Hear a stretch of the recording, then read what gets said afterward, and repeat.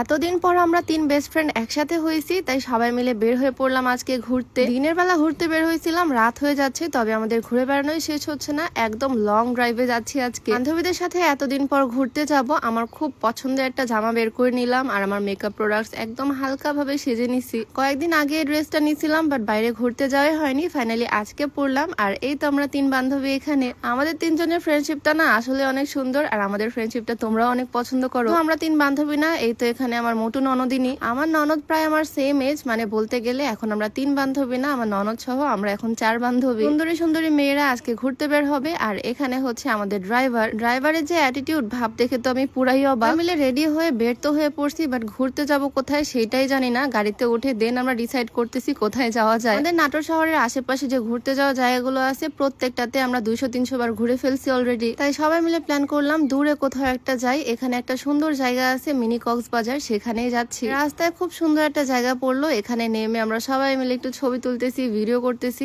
এই জায়গার পরিবেশটা না খুবই সুন্দর। আমার বান্ধবীদের সাথে ভিডিও করা দেখে আমার ড্রাইভারটা একটু জেলাস হচ্ছিল, তাই তার সাথে একটু রোমান্টিক ভিডিও করলাম। আমার পরা এই ড্রেসটা খুব পছন্দ করে আমি কিনেছিলাম, আর আজকে প্রথম পরলাম। ড্রেসটা না আসলে খুবই সুন্দর, সবচেয়ে সুন্দর এটার সালোয়ারটা। এই সুন্দর ড্রেসটা আমি নিয়েছিলাম এবি ফ্যাশন ফেসবুক পেজ থেকে। খুবই গর্জিয়াস আর সুন্দর এই ড্রেসটা। সামনে যেহেতু ঈদ চলে আসতেছে, তোমরা চাইলে এই ড্রেসটা নিতে পারো, বা এরকম আরো অনেক সুন্দর সুন্দর ড্রেস তাদের পেজে পেয়ে যাবা। এবি ফ্যাশন ফেসবুক পেজটা আমি ডেসক্রিপশনে মেনশন করে দিব। যাই হোক, এই জায়গাতে অনেকক্ষণই সময় কাটালাম, আর তারপর আবারও রওনা দিলাম। এখন আমরা যাব কক্সবাজার। মেইন সমস্যাটা হচ্ছে আমাদের পাটুলের মিনি কক্সবাজারে বর্ষাকাল ছাড়া পানি আসে না। এখন এই জায়গাটা পুরাই এরকম ধান ক্ষেত আর একদম ফাঁকা বিল। একদিন পরে যখন বর্ষাকাল আসবে, তখন এই জায়গায় একদম পানিতে থই থই করবে। তোমরা হয়তো গত বছর আমার ভিডিওতেও দেখছো। পুরা বিলটাই নৌকা নিয়ে ঘুরে বেড়ানো যায়, তবে এখন আমরা গাড়িতে করে ঘুরতে পারতেছি, হেঁটে হেঁটে ঘুরে বেড়াচ্ছি। 1.5 মাস পরে এই জায়গা পুরাটাই থাকবে পানির নিচে। ওখানে পুরা বিলের মধ্যে পানির উপরে নৌকা করে ঘুরতে বেশ ভালো লাগে। শুকনো অবস্থায় এই জায়গার সৌন্দর্য অন্যরকম। আচ্ছা, ভিডিওর মাঝখানে একটু বলে রাখি, তোমরা যারা ওয়েট বাড়াতে চাও, একটু হেলদি হতে চাও, তোমরা চাইলে এই কম্বোটা ট্রাই করতে পারো। প্রিমিয়াম নিউট্রিশন সাপ্লিমেন্ট আর মিল্ক নিউট্রিশন সাপ্লিমেন্টের একটা কম্বো এটা, যেটা বাংলাদেশে বিএসটিআই কর্তৃক অনুমোদিত আর পরীক্ষিত। কোনো রকমের সাইড ইফেক্ট ছাড়াই খুব হেলদি ওয়েতে ওয়েট গেইন করতে হেল্প করবে। শেখ অ্যাভিনিউ ফেসবুক পেজ থেকে তোমরা এই সাপ্লিমেন্ট গুলো পেয়ে যাবা। তাদের পেজটা আমি ডেসক্রিপশনে মেনশন করে দিব। জায়গায় এসে আমরা এমন ঢং করতেছি, মনে হচ্ছে শহরের চাচাতো বোন প্রথম গ্রামে আসছে।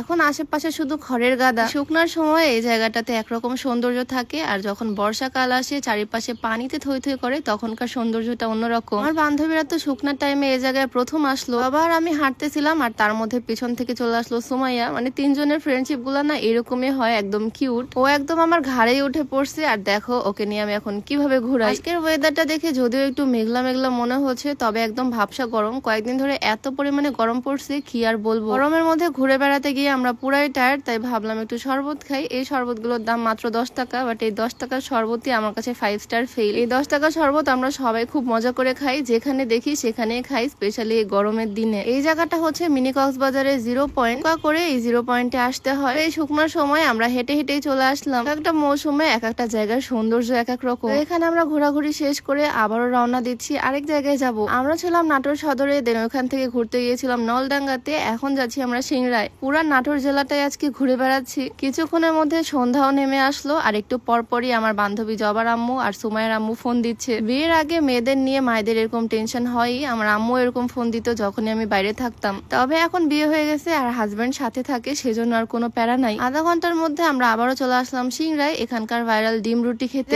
ডিম রুটি জিনিসটা অনেক ভাইরাল, মানে ফার্স্টে ডিমটাকে এভাবে দেওয়া হয়, দেন তার উপরে একটা রুটি। জায়গায় যতগুলো দোকান আছে ম্যাক্সিমাম দোকানই ডিম রুটির, মানে এই জিনিসটা এখানে এত পরিমাণে চলে। অনেক দূর দূর থেকে মানুষ আসে এখানকার এই ডিম রুটি খেতে, যেরকম আমরাও চলে আসছি। আমরা শুধু খাওয়ার জন্য আসিনি, একসাথে একটু ঘুরে বেড়ানো হচ্ছে, মজা হচ্ছে, ফ্রেন্ডদের সাথে টাইম স্পেন্ড করা হচ্ছে। তো খাওয়া দাওয়া করে আমরা আবারও রওনা দিলাম। এখন বাড়িতে যাব, বান্ধবীদের বাড়িতে দিয়ে আসবো। ঝড় বৃষ্টি নেমে যাচ্ছে, আর জবার আম্মু সুমাইয়ের আম্মু অনেক টেনশন করতেছে। রাস্তার মধ্যে তো দেখি একটা ট্রাক উল্টে এভাবে পড়ে আছে, তো আবার গ্যাস সিলিন্ডারের ট্রাক। আল্লাহ সবাইকে দুর্ঘটনা থেকে হেফাজত করুক। আজকে সারাটা দিনে আকাশ একটু মেঘলা মেঘলা, আর যে পরিমাণে গরম পড়ছে আমরা সবাই চাচ্ছি একটু ঝড় বৃষ্টি হোক। জবাকে বাসায় নামিয়ে দিয়ে আসলাম, সুমাইয়াকেও টাটা বাই বাই দিয়ে তার বাসাতে নামিয়ে দিলাম। তবে যেরকম একটা ঝড় বৃষ্টির লক্ষণ দেখলাম, তার কিছুই হচ্ছে না। তবে ওয়েদারটা আগের তুলনায় বেশ ঠান্ডা ঠান্ডা, তাই ভাবলাম এখন বাসায় না গিয়ে আগে একটা চায়ের দোকানে বসে এক কাপ চা খাই। সকাল থেকে সন্ধ্যা থেকে রাত একদম লং টাইম ঘোরাফেরা করলাম আজকে, আর এখন যাব বাড়িতে। তো আর কি, আজকের ভিডিও এখানেই শেষ করছি। সবাই ভালো থাকো, সবাইকে আল্লাহ হাফেজ।